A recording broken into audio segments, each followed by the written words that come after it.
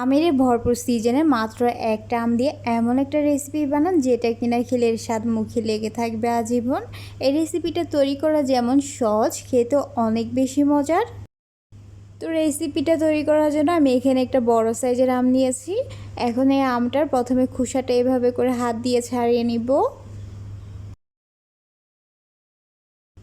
খোসাটা ছাড়িয়ে নেওয়ার পর এবার এটাকে হাত দিয়ে এভাবে করে একটু কষলিয়ে নিচ্ছি। একটু ভালোভাবে কষলিয়ে আমের অংশটাকে একটা মিশ্রণের মতো তৈরি করে নিতে হবে।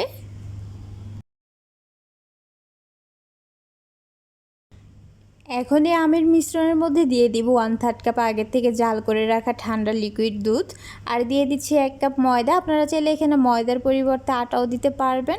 এবার এখানে দিয়ে দিচ্ছি 1/4 কাপ গুঁড়া দুধ, দিচ্ছি 1/4 কাপ চিনি। এখানে মিষ্টির পরিমাণটা যা যা টেস্ট অনুযায়ী কমিয়ে বাড়িয়ে দিতে পারবেন। আর দিচ্ছি সামান্য পরিমাণ লবণ। এখন এই সবগুলো উপকরণ একসাথে হাত দিয়ে ভালোভাবে মিশিয়ে একটা মিশ্রণ তৈরি করে নিব। আর এই মিশ্রণের ঘনত্বটা ঠিক কেমন হবে আশা করছি আপনারা দেখেই বুঝতে পারছেন। তবে আপনাদের ক্ষেত্রে প্রয়োজন মনে হলে আরও কিছু পরিমাণ ময়দা এখানে অ্যাড করতে পারেন। তো ভালোভাবে মিশিয়ে আমি এমন একটা আঠালো মিশ্রণ তৈরি করে নিয়েছি। এবার এটাকে একটা সাইডে রেখে দিয়ে চলে যাব নাস্তা বা পিঠাগুলো ভাজার জন্য। এই জন্য এখানে একটা প্যানে কিছু পরিমাণ তেল দিয়ে সামান্য গরম করে নিয়েছি। এখন এই তেলের মধ্যে পরিমাণ মতো মিশ্রণ নিয়ে এভাবে করে দিয়ে দিব। আর এগুলো দেওয়ার সময় কিন্তু তেলটা খুব বেশি গরম করা যাবে না, তাহলে উপরটা দ্রুত কালার চলে আসবে কিন্তু ভিতরটা ভালোভাবে কুক হবে না। সবগুলো পিঠে একইভাবে দেওয়া হয়ে গেলে তারপর চুলার আঁচ মিডিয়ামে রেখে এগুলোকে এক পাশ কিছুটা ভেজে নেওয়া হয়ে গেলে উল্টিয়ে দিব।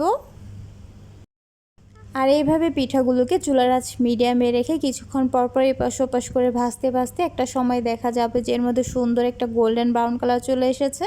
এরপর যে এগুলোকে তেল থেকে উঠিয়ে নিয়ে আপনাদের পরিবেশন করে দেখিয়ে দিচ্ছি দেখতে কেমন হয়েছে। মাশাল্লাহ, দেখতেই পাচ্ছেন পিঠাগুলো দেখতে কতটা লোভনীয় হয়েছে।